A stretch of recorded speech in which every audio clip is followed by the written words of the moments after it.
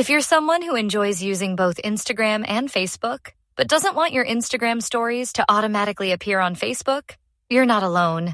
It can be a bit overwhelming when your stories show up in both places, especially when you'd rather keep them exclusive to one platform.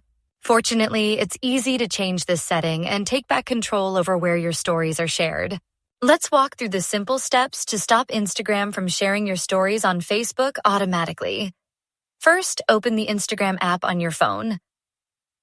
From your home screen, go to your profile by tapping on the profile icon at the bottom right corner. Once you're there, tap on the 3 horizontal lines at the top right of your screen to open the menu.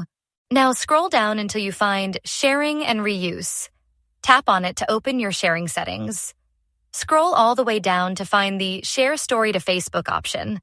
It's likely turned on by default, but with just a tap, you can toggle it off. Once you've done that, your Instagram stories will no longer be shared on Facebook. And that's it. You've successfully disabled the automatic sharing of your stories between platforms. Your Instagram stories will now stay right where you want them on Instagram. If you found this helpful or have any questions, don't hesitate to drop a comment below.